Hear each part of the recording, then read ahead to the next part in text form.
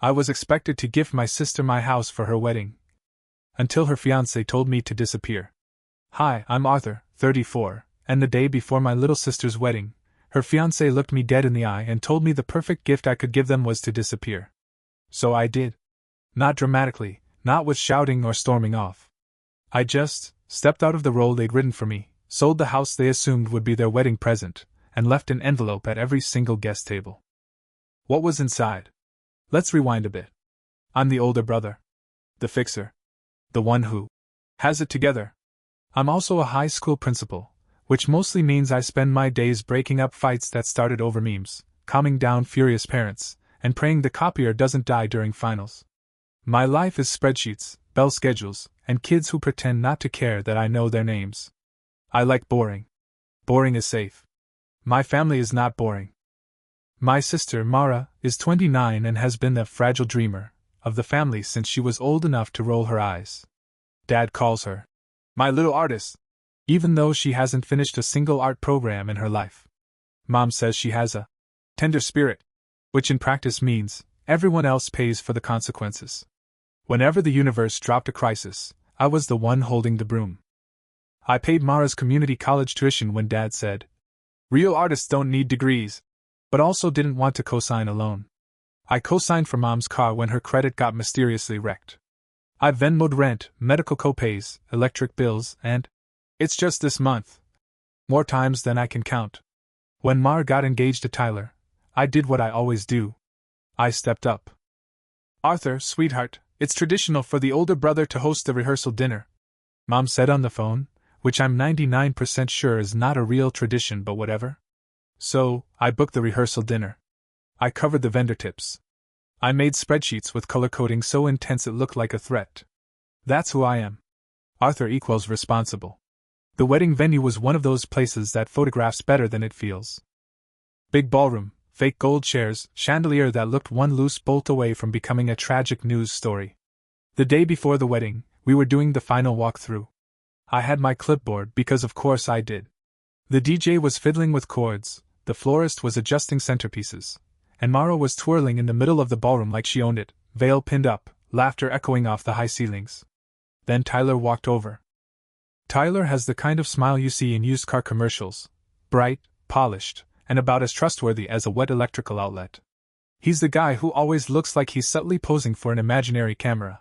He leaned an elbow on the bar next to me, man to man, like we were about to share a cigar and a stock tip. "Arthur," he said, dragging my name out like we were old fraternity brothers. "You know what would be the perfect gift?" I didn't look up from my notes. "I already paid for the rehearsal dinner. Don't push your luck." He laughed. Wide, white, loud. "Nah, man. I mean the perfect gift." I finally glanced at him. "Okay. What?" He grinned, teeth on full display. "The perfect gift would be you disappearing from our lives forever." It took my brain a beat to process it. The room kept moving like nothing happened. Glasses clinked. The DJ tapped the mic. Someone laughed on the far side of the room. But those words landed like a hand across the face. Mara caught my expression and rolled her eyes. "He's joking, Arthur. Don't be so sensitive." She said it like I just frowned at a knock-knock joke. Tyler didn't blink. Didn't even soften it. He stepped a little closer so only I could hear. "You've had your turn running her life," he murmured. "Time to hand off the baton. Be generous." He patted my shoulder twice like he was my coach, and I just struck out. I stared at his hand until he moved it. "I don't run anyone's life," I said. My voice came out perfectly, even the same voice I use in assemblies when I tell a gym full of teenagers to sit down and listen. He shrugged. "Then don't start tomorrow." He started to turn away, then tossed it in, casual as a weather update. "And don't make things weird with the house." That made me look up. "What house?" He blinked, like I was being embarrassing now. "Come on, man." Mara grabbed his sleeve. "Drop it," she hissed, then turned to me. "Just be on time tomorrow, okay? Please?" I nodded once. Clipboard, pen, inhale, exhale. Years working in schools had trained me in the art of delayed reactions. Tyler raised his glass in my direction like we were sharing some private joke. "To the perfect gift," he said softly, and walked away. I watched him go, feeling the floor tilt just a hair under my shoes, like I'd stepped into the wrong scene of someone else's play. Here's where the house comes in, the not at the center of everything. 5 years ago, after one of those brutal budget years where we lost staff, programs, and my last nerve, I bought a small, tired duplex near the neighborhood we grew up in. Cracked sidewalks, corner store where they know every gossip thread in the city, bus stop with a permanent lien. My plan was simple. Fix it up. Live modestly. Rent one side at a discount to a teacher or a family that needed a break. I don't make doctor money, but principals earn enough if they live carefully and ignore Instagram. I did the math. It was my slow, boring version of a safety net for me and for someone else. Mara, meanwhile, had just dropped out of community college for the second time. She was 19, newly stubborn, newly dating guys who didn't believe in labels or income tax. She bounced between couches until Mom called me crying because Mara was between places, and the landlord is being heartless. I drove over with a key. Short term, I said. 3 months. You pay utilities and buy your own groceries. She hugged me so hard I almost fell over. You're a saint, Arthur. 3 months turned into 6. 6 turned into a year. The leak in the bathroom? I paid for it. The busted range? Me. The electrical panel that looked like it had been installed by a raccoon with anxiety? Me. I never charged her rent. At first, it felt like the right thing to do. Then it started to feel like pushing a car with the parking brake on. Mom said, "It's family. You'll get it back in blessings." Dad said, "You love playing hero. And I do work in a building where kids show up hungry, sleep in cars, or couch surf. After a while, your brain wires itself to fix it before protect yourself." So I kept paying. Tyler entered the picture 2 years ago, all confidence and fake casual luxury. He sold experiences online, had a podcast no one I know has ever heard, and talked more about personal branding than actual income. He took Mara to rooftop bars and inexpensive places that looked expensive on camera. He posted couple photos with captions like, "We don't chase dreams. We lease them." I tried at first. Thought maybe he just needed a reality check. "So what's the plan?" I'd ask at dinner. "How do you pay taxes on whatever this is? Do you have health insurance?" He'd grin and call me Dad. As a joke. "Relax, Arthur. Not everyone wants to live in a spreadsheet." Meanwhile, he used Mom's grocery money to host brainstorm sessions in my duplex living room. Last spring, he proposed at a vineyard. There was a drone, a violinist, and a rented cheering crowd. I saw the video with everyone else. It looked like a commercial for a credit card that charges you interest and shame. Within a week, my phone lit up. "Mom, it's important for family to be involved." "The rehearsal dinner, that's usually on the brother, right?" "Mara, Ty wants a big wedding. It's our one special day." "Dad, don't be cheap, son. You're doing well." I said yes. I booked the rehearsal dinner. I called vendors. I printed timetables. Then the weird little nudges about the house started. It began with a text from Tyler. "Hey man, for a gift idea. Closing costs on the transfer. Maybe a small remodel budget. Like we get the deed. You get the satisfaction." I called him. "Closing costs on what?" I asked. "The house, obviously," he said, like we'd already discussed it. "Mara's always dreamed of living near your parents. It's poetic. You sign it over to us, we start our life there. Family legacy." I actually laughed, because that was safer than screaming. "The house isn't a present," I said. "It's my retirement plan. And also, the other side is subsidized housing for a teacher who works at my school." He made a bored little noise. "You're a principal, man. You'll be fine. Come on, this is how you build generational wealth." "Legacy," I said, "is making sure the new math teacher doesn't end up sleeping in their car." He chuckled. "Cute. Send me your lawyer's info." I didn't.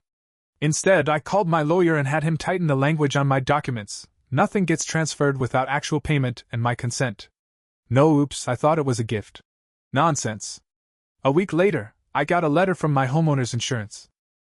Additional insured requested, Tyler Blake. I called the agent immediately. "Who requested this?" She shuffled papers. "We got a form signed by your sister, listing your brother-in-law to be as co-insured. It's not binding without you, don't worry." "Yeah," I said. "Disregard." Permanently. That's when I drove straight to the duplex. Mara's sides smelled like expensive candles and hairspray. Tyler was spread out on my couch in gym shorts, feet on my coffee table like an off-brand king. "Get your feet off my table," I said. It came out harsher than I'd planned. He smirked. "Wow. Landlord energy." I held up the insurance letter. "Stop signing my name on things." "It was Mara," he said. She walked out of the bathroom in a towel, hair piled up. "Tyler told me it's normal," she said. "It's not," I answered. "And stop treating my house like it's on your registry." I really looked at her. "You can stay through the wedding," I said. "After that, we need a plan." Like adults. Her eyes hardened. "So you're evicting me before my wedding?" "No. I'm saying this is temporary, not a permanent lifestyle." She turned away. "Mom said you'd do this," she muttered. Things got worse in 1,000 little, stupid ways. Tyler started hosting strategy nights. In the living room. A tenant from the other unit sent me a photo of a drone hovering near her bedroom window with the message, "Is this legal?" I drove over. Tyler was on the porch, filming himself. I took the drone remote out of his hand. "You can't fly this here," I said. He turned his phone toward me. "My landlord is assaulting me," he announced to his 9 followers. "Tell your fiancé to stop filming people's windows," I said to Mara. "You gonna call the cops on your sister's future husband?" he taunted. I didn't answer. I just stared at him until he broke eye contact. Principals learn that skill early. 2 days before the wedding, Mom sent a group text. "Family meeting. Tonight. 6 p.m. That phrase has never meant anything good in the history of families. Her living room was full when I arrived. Aunt Nora in the corner chair she always takes when she's about to meddle. Dad with a "Just ginger ale." That smelled like not ginger ale. Mara, all lip gloss and eyelashes. Tyler in a blazer and sneakers, trying to look casual and in charge. Mom clasped her hands like she was hosting a talk show. "We need to align on the house," she said in that voice she uses when she's pretending she's not taking sides. "There is nothing to align," I said. "There's no tradition about gifting my duplex to your son-in-law." Tyler smiled at her like they shared a secret. "He's tense," he stage whispered. I dropped a folder on the coffee table. Inside. 5 years of utility bills. Repair receipts. A copy of the lease for my tenant on the other side. "This isn't a spare toy," I said. "It's not a vlog prop. It's housing. For me. For someone else." Dad snorted. "Always the martyr." Aunt Nora chimed in. "You make good money, Arthur. Don't be selfish."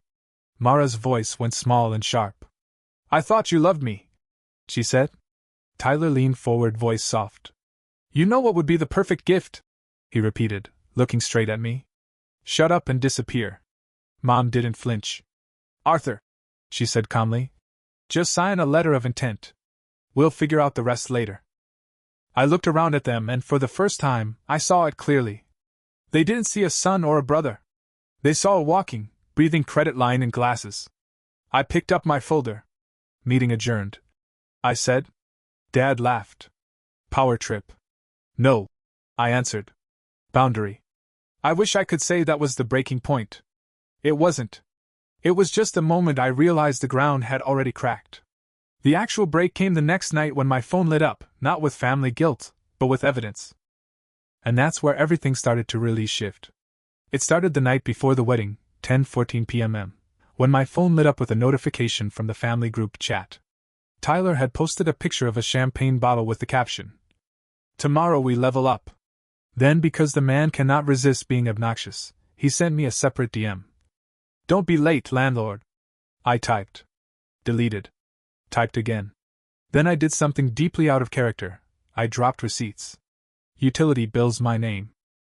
Insurance emails my name. A screenshot of the additional insured, request my name, his scribble. The Venmo history where I covered groceries for 2 years, 0 reimbursed dollars. Then I added one sentence to the group chat. "Stop treating me like a bank." Mom responded within 5 seconds like she'd been waiting with her phone in her hand. "Arthur, this is ugly. Don't ruin Mara's big day." Dad chimed in. "Why are you obsessed with drama?" I stared at the screen until the characters blurred, then replied. "You call it drama. I call it fax. Then my phone rang. Not my personal phone, my work phone. The one nobody uses unless the sky is falling or a bus caught fire. It was the district treasurer Angela, a woman who can smell financial nonsense like a drugged dog at an airport. Her voice was low, controlled. Arthur. I just got off a call. A man claiming to be your future brother-in-law asked for your employment verification. My stomach dropped. He said he needed your salary and your retirement balance. She continued. For a family acquisition. Does that phrase mean anything to you? Oh my God! I whispered. He tried to take out a loan. Attempted. She said. I shut it down. I flagged your file. Nothing's going through without my approval. I almost asked if I owed her a kidney. Instead, I said, thank you, in the tone grown men use when they're 2 seconds from punching drywall. When I hung up, I didn't sit. I didn't think. I drove straight to the duplex. I walked in without knocking. The door wasn't even locked. The living room looked like a frat house on discount night. Strangers on my couch. Wings dripping grease on my rug. A speaker blasting some lo-fi, hustle mindset nonsense. Tyler stood behind the kitchen island, counting cash like a man in a gangster movie who bought his props at Dollar Tree. I kept my voice calm. When I say this next part, I'm not asking. I said. Everyone needs to leave. Now. Tyler leaned on the counter, swagger dialed to 11. It's a celebration, bro. This isn't your house. I said. And this isn't a party. He stepped forward until we were close enough for me to smell the whiskey on his breath. You can't touch me, he whispered. After tomorrow, I'm family. I stared at him, not angry, just tired beyond comprehension. After tomorrow, I said, you'll be out of my life. One way or another. Mara rushed over, face flushed. Arthur. Please. Don't make this hard. I turned to her, and the weight of 5 years hit me like a bag of concrete. Hard? I said. Hard was paying for every repair. Hard was covering utilities while working 12-hour days. Hard was dropping off groceries at midnight because you forgot again. Hard is watching you treat a home like a prop. Tyler threw his arm around her like he was defending his property. There it is, he said loudly to his friends. Principal Dad. Lecture mode on. Tell us again how you're the hero of your own story, Arthur. I didn't raise my voice. Instead, I took a small white envelope out of my jacket and placed it on the counter. On the front, in neat black ink, Mara. Inside was a single-page letter. A letter I'd mailed earlier that afternoon. Read it later, I said. Not tonight. Tyler snatched it up immediately. What the hell is this? He demanded. Boundaries, I said, and walked out of my own house. In the car, I checked the time, 10:47 p.m. Then I made 2 calls.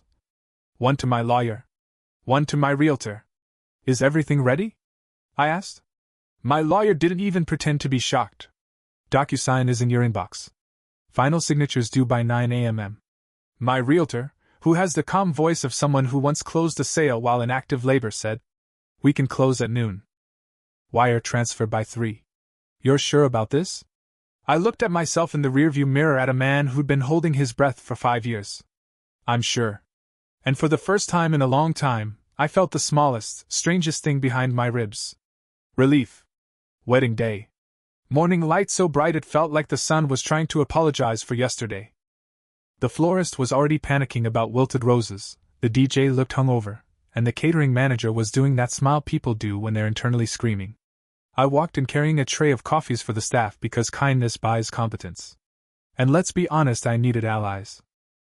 I set my laptop on a quiet side table, opened the DocuSign packet my lawyer had sent the night before, and read everything line by line like a man who has learned the difference between a mistake and a legal disaster. Sale of duplex. Tenant protections. Transfer of funds. Nonprofit buyer agreement. At 9:42 a.m., I signed.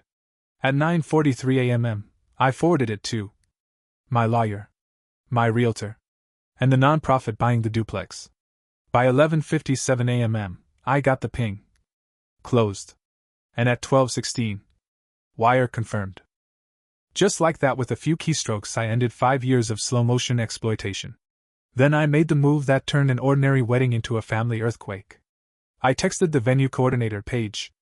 I need to place envelopes on every guest table. Can we do it during cocktail hour? She wrote back. Of course. Should security be on standby? Just checking. I said. It's just paper. She replied with the tiny eyes emoji. That woman knew. The ceremony began at 3 p.m. Mara looked beautiful. Truly. Whatever else is broken in our family, beauty shows up like stubborn genetics. Tyler looked like a man trying to win an audition for groom number 2 in a streaming drama. Smile too wide, posture too practiced. When the officiant said the line, "Speak now, or forever hold your peace," my jaw clenched so hard I swear I heard my molars file a complaint. Not my moment. Not my movie. Not my tragedy. They kissed. People clapped. I clapped too. Sometimes kindness is choosing the quieter path. Cocktail hour. The shrimp tower leaned like it was contemplating collapse. Guests milled around chatting, drinking, filming content for accounts none of them actually update. I handed Paige a box of envelopes. Matte cream. Crisp. Unmistakable. She snapped her fingers and the event staff dispersed like stealth ninjas, sliding one envelope onto every table. Each envelope said, "For transparency. For goodbye." Inside was a letter I wrote at 2 a.m., short. Clear. Surgical. It explained, I'd paid Mara's mortgage, utilities, and groceries for 5 years. The house was never a wedding gift. It had been sold at noon. The proceeds were split 3 ways into public donations. Scholarship fund for future teachers. Emergency housing fund for students. Certification grant pool for paraprofessionals. No names. No accusations. Just truth. And a QR code linking to the donation page showing every dollar of the proceeds. Guests walked in for the reception. Music swelled. Lights shimmered. Tyler did a dramatic dip for the camera during their first dance like he was auditioning for a cologne commercial. Then envelopes started opening. If you've ever watched a room of 150 people go silent at the same time, it is a holy experience. Tyler noticed the hush instantly. He hates when attention moves away from him. "What's that?" he asked a guest. The guest handed him the letter. Tyler read it. His smile didn't just fade, it fractured. He turned toward me across the room, voice sugary and venomous. "What is this, Arthur?" I stood up slowly. "This is transparency." Mara walked over, bouquet trembling. "What did you do?" she whispered. "I told you in the letter I left on your counter," I said. "The house is sold." "You're ruining my wedding," she snapped. "No," I said evenly. "I'm exiting your finances." Tyler crumpled the letter in his fist like it was personally insulting him. "You think giving money to strangers makes you a hero?" he hissed. "I'm not trying to be a hero," I said. "I'm trying to stop being your funding source." Then he jabbed a finger in my chest. "You can't evict us without notice." "You're not my tenants," I said calmly. "Not anymore." He froze. Guests stared. And then, because fate has a cruel sense of humor, the nonprofit representatives walked in. Paige must have invited them, thinking it'd be helpful. 2 people in thrift store suits standing awkwardly near the DJ booth. "Sorry to interrupt," the woman said. "We just wanted to thank Arthur publicly." Tyler turned the color of spoiled yogurt. She continued. "The upstairs unit will house 2 first-year teachers whose apartments flooded last month. The downstairs unit will go to a newly arrived family with 2 children. Their school principal Arthur has been helping them quietly for months." And just like that, the room recalibrated. Some guests clapped. Some cried. Some whispered. Some glared at me like I'd set fire to the cake. But for the first time in years, my shoulders didn't feel like they belonged to a pack mule. Tyler slammed the mic on the table, feedback shrieking. "Get out!" he screamed at the nonprofit workers. "Out!" Everyone stared at him like he'd just eaten the centerpiece. Mara looked pale, bouquet wilted. "Where are we supposed to go tonight?" she asked me quietly. "To a hotel," I said. "Like adults." And with that, I walked toward the exit. Paige caught me at the door, eyes wide. "Arthur, what exactly was inside those envelopes?" "He'll never forget it," I said. She whispered. "Who was it really for?" I answered honestly. "Me." And walked out into the late afternoon sun, the sound of a ruined reception swelling behind me. 2 weeks passed. 2 whole weeks. Long enough for the wedding photos to hit social media, for relatives to pick sides in the group chat like it was a fantasy football draft, and for my voicemail to become a digital landfill of guilt. My mornings started quiet for the first time in years. Cool air, cut grass, the hum of early traffic. I drank coffee without scanning for crisis texts. No one asked me for money. No one weaponized family like a coupon code. The duplex had new residents now. The nonprofit moved fast. 2 first-year teachers moved upstairs the day before school started. I helped them haul a futon up the stairs, scraped my knuckles, and somehow didn't mind. They brought a thank you plant I would absolutely kill in 3 months, and we laughed about it. The downstairs unit went to a refugee family with 2 kids in my district. The mother cried when she saw the bedrooms. The little boy whispered, "Is this really ours?" I swallowed a knot the size of a baseball and said, "Yeah, buddy. It is." That alone made every fight with my family worth it. Meanwhile, my own phone turned into a rotating museum exhibit of emotional manipulation. Mom's voicemails, 8 of them. First furious. "How could you humiliate us?" Then wounded. "Family forgives, Arthur." Then transactional.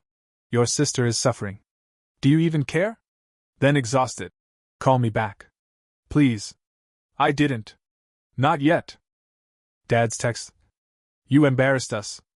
Hope it was worth it." I responded. "It was the first thing I've done for myself in a decade." Silence from him after that.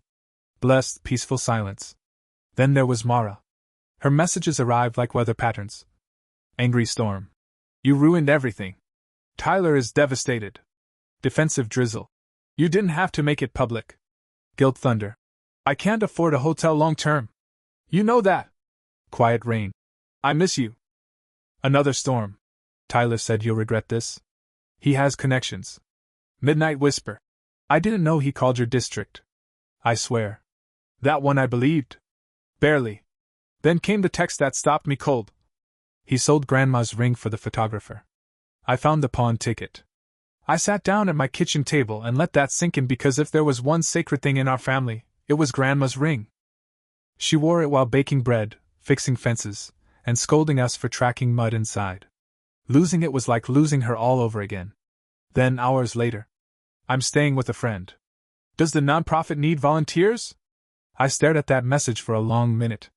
Maybe this was her first step, tiny, wobbly, but real. I answered, "Yes. They need everything." It was the gentlest invitation I could offer without opening my wallet or letting the old dynamics slither back in. Nothing from Tyler. Not one syllable. Apparently, he posted online about toxic relatives who sabotage success, and started selling shirts that said Boundary King like he was trying to monetize sarcasm. Good luck to him. Hope his 9 followers buy merch. School resumed, and one afternoon a quiet sophomore hovered in my office doorway, backpack hanging off one shoulder. "My mom said to say thank you," he mumbled. "We got the emergency fund. We're at the shelter for now, but it's near my bus route. I feel safe." I nodded, throat tight. Good. That's what matters. He left, and I sat there staring at my calendar until the squares blurred into meaningless shapes. That night I wrote 3 lines on an index card. "I am not a wallet with feet. Love doesn't require self-erasure. Boundaries are a gift to me and to the people I stop resenting." I taped it above my desk. Simple truths. Hard-earned ones. My life didn't explode. It expanded. Quietly. Calmly. Finally. And somewhere out there, Tyler was probably still ranting into a camera. But I didn't care. I didn't plan to hear from extended family. I didn't want to. After the wedding chaos envelope apocalypse, I figured everyone would scatter like pigeons after a firecracker. But apparently, nothing motivates relatives like scandal involving property. Aunt Nora called first. Of course she did. "Arthur," she began, voice dripping sugar and gasoline. "I just wanted to clarify a few things." "No," I said. "No what?" "No clarifying. I lived it." She made a noise like she'd bitten a lemon. "Well, the family is very upset. Then they can talk to each other," I said and hung up. That became my new superpower. Hang up without guilt. Turns out you can do that. Not sure why no one tells you. Then came the wild card, my cousin Ethan. Ethan is 26, works in IT, and communicates primarily in memes and sarcasm. We hadn't spoken in months. He texted me a screenshot of Tyler's merch post. Tyler in a hoodie that said Boundary King with a crown graphic he definitely stole from Google Images. Underneath, Ethan wrote, "Bro, BRO. I didn't know your life was this spicy." Also, he spelled boundary wrong on one of the shirts. That made me laugh so hard I snorted coffee through my nose. Then he added, "If you ever need help with the nonprofit's website or digital security, I got you. For free. Screw that guy." That one hit deep. Support without strings feels surreal when you've lived your whole life tangled in them. Meanwhile, at school, the teachers who moved into the duplex kept stopping by my office, shy and hesitant. One said, "I hope we're not causing any trouble." Another said, "If your family wants the place back someday, we'd understand." I held up a hand each time. "No. You're home. End of story." And every time I said it, something inside me untangled. But not everything was peaceful. The storm found me again one Thursday afternoon when 2 police officers arrived in the main office asking for me by name. Nothing, and I mean nothing, makes a high school freeze faster than uniformed officers asking for the principal. Kids peered around corners. Teachers paused mid-sentence. Even the secretary's stapler went quiet. They pulled me aside. "Mr. Hale?" "Yeah, that's my last name. Arthur Hale. Sounds like a detective on a mediocre crime show." "Yes?" I said. Calm. Because principals live in a state of permanent crisis readiness. One officer held up his clipboard. "We received a report of potential financial misconduct involving you. Anonymous complaint. Something about fraudulent donations and misuse of property." I blinked. One slow, cold blink. Of course. Of course, Tyler submitted a fake report to the police. It was exactly his level of theatrical stupidity. "Do you mind answering a few questions?" the officer asked gently. "Not at all," I said. "Let's talk in my office." We sat down. I opened a drawer. I pulled out a folder thicker than a winter coat. Inside, closing documents, wire receipts, nonprofit agreements, emails, every single record showing I sold my own property at a loss to support public school staff. I stacked the papers in front of them like I was building a paperwork pyramid. The officers didn't even make it halfway through before one of them exhaled softly. "Mr. Hale, this complaint is baseless." "Correct," I said. "But extremely detailed," he added, flipping a page. "Whoever filed it spent time on this." "Correct again." They looked at each other. "We'll close this as unfounded," one said. "And for what it's worth, you made a good decision. About the donations." I didn't expect validation from a police report, but here we were. When they left, the secretary whispered, "Everything okay?" "Everything's fine," I said. "Just someone trying to waste my time." She nodded once. "Then they came to the wrong building. Nobody wastes time here, we're already out." God, I love that woman. Later that night, my lawyer called. "Saw the police inquiry hit your digital file," he said. "Do you want to know who sent it?" "No," I said. Then after a beat, "Actually, yeah?" He paused. "It came from a public library computer." I laughed so hard I had to sit down. Partly because it was absurd. Partly because it was sad. Mostly because it was exactly the sort of desperate attempt a man like Tyler makes when all his tricks start failing. My lawyer continued. "You're clear. And your records are bulletproof. You good?" And I was. Really, truly, quietly good. Wasn't the drama. It wasn't the fallout. It wasn't the noise. It was the moment I realized something huge. When you stop playing the family scapegoat, some people try everything, to drag you back. But you don't have to follow. Not anymore. It started with a knock on my office door. Friday, 7:18 a.m. I was drinking coffee, scrolling through overnight emails, preparing myself mentally for the weekly "Why is the vending machine out of Pop-Tarts?" crisis. When I looked up, the last person I expected was standing there. Dad. In a collared shirt. And slacks. At my school. Before 7:30 a.m. Either the apocalypse was here or someone had shaken him hard enough to wake a conscience. His expression? Part guilt, part stubbornness, part "I rehearsed this in the car and still don't want to do it." He closed the door behind him. "Arthur," he said, clearing his throat like he was about to deliver eulogy. "We need to talk." "Do we?" I asked. He inhaled like the room had suddenly switched to spicy air.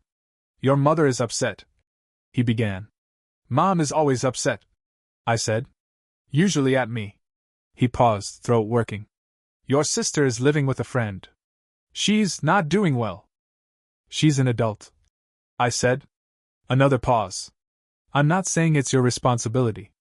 That sentence alone almost made me fall out of my chair. He continued quietly. But I should have stepped in. When things first started going sideways. I raised an eyebrow. That's new. Dad looked older than I remembered. Not physically, emotionally. Like someone finally held up a mirror he couldn't look away from. You know, he said slowly. I always figured you'd handle things. You always did. Yeah, I said. I know. But, he went on, when I saw that letter, the one on the tables. He grimaced, embarrassed. I realized how much you were carrying. And how much I let you carry. It was the closest thing to an apology the man had offered in my entire life. I didn't jump in. Didn't rescue him from the discomfort. Didn't soften it. I let him sit in the truth. He rubbed the back of his neck. Your sister made her choices. Tyler, that boy is trouble. Always has been. He looked at me, finally, really looking. I should have backed you. I leaned back in my chair. Why didn't you? I asked quietly. He swallowed hard. Because it was easier not to. There it was. The whole family dynamic in 6 words. We sat in silence until he stuffed his hands in his pockets and said, I can't fix what's happened. But I can tell you I see what you did. And I get it. Do you? I asked. He nodded once. I know what it looks like when a man reaches his limit. He hesitated. If you ever need anything from me, I mean you ask. Then he left. I sat there staring at the door, processing the fact that my father, the man who treated emotional vulnerability like a tax audit, had just cracked open a window. But life didn't give me long to sit with that because right after Dad left, my secretary popped her head in. Arthur? Mara's here. My heart did that weird stumble step thing. I stepped into the hallway. And there she was. My sister. No makeup. Hair in a messy bun. Eyes swollen like she'd cried enough to drain a swimming pool. She held a cardboard box. A shoebox, actually. She didn't speak at first. She just held it out. I took it. Inside was Grandma's ring. The ring I thought Tyler had sold. The one tied to every childhood memory that mattered. My breath punched out of me. How? I began. Her voice cracked. He tried to pawn it. I took it back before they processed it. She looked at the floor. He said it didn't matter. That it was just old metal. My jaw tightened so hard my teeth buzzed. Did he hit you? I asked low. No, she said immediately. No. Nothing like that. He's not who I thought. She wiped her nose on her sleeve. Arthur, I'm sorry. I'm sorry for everything. I didn't respond right away. Because I could see the truth in her posture, worn down, stripped of pride, standing in the ruins of choices she didn't know how to walk back from. She whispered, I don't know where to go. It would have been easy, dangerously easy, to fall into the old role. To take her home. To fix everything. To smooth the path so she never learned to walk on it herself. But I had learned, finally, brutally. Rescuing someone who isn't ready to stand only teaches them how to fall on you. So I reached out, gently lifted her chin and said, You can stay with a friend. Volunteer at the nonprofit.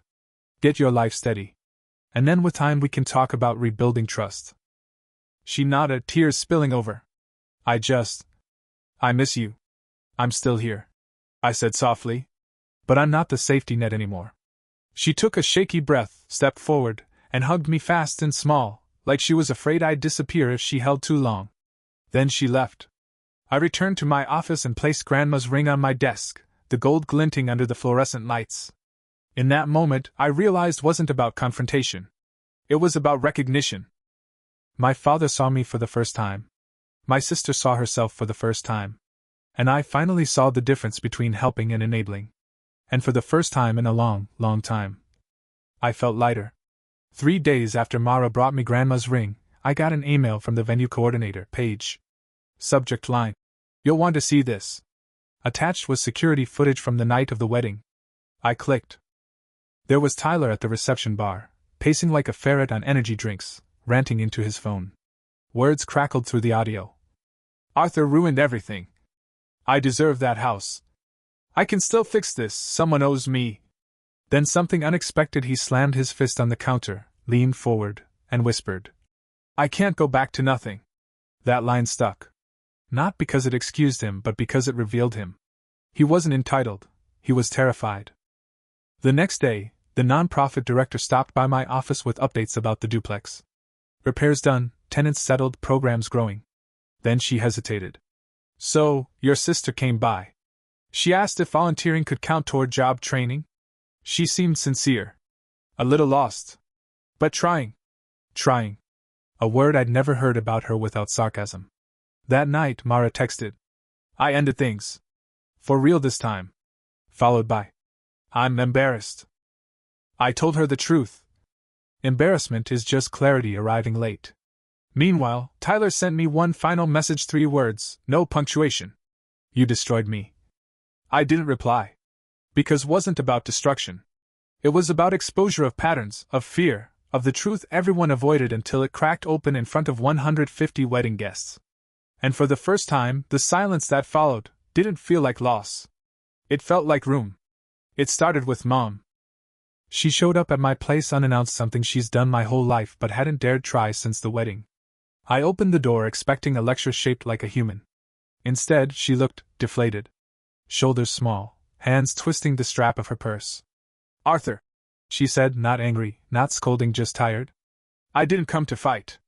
I stepped aside. Then come in. She perched on the edge of my couch like it might reject her. I've been thinking, she said. About everything. A long pause. I think I confused keeping peace with keeping you silent. That hit harder than I expected. She swallowed. I wanted the wedding to look perfect. I didn't care if it was perfect. And I let Tyler tell me things about you I should never have believed. Such as? I asked quietly. That you'd promised him the house. That you were being vindictive. That you wanted control over Mara. She shook her head at herself. I knew better. I still chose the easy story. It wasn't an apology, not yet, but it was the closest she'd ever come to stepping off her pedestal. She lifted her eyes. Your envelopes, they were harsh. They were honest. I said. She nodded slowly. I know.